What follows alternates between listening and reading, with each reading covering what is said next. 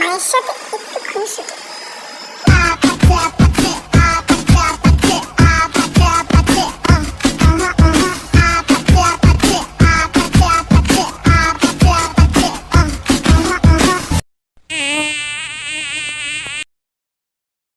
তুই আবার এসেছিস এই বছরে আমার রিলটা খারাপ করতে?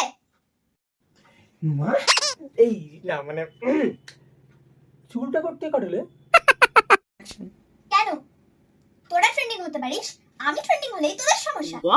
ও মা বলো না মা বলো না আর কত কাটাবি? এবার কি নোংরা হয়ে যাবি রে? বলো না মা শখ কত?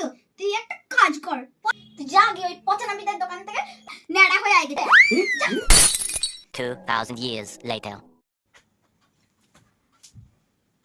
মা গার্লফ্রেন্ডের জন্য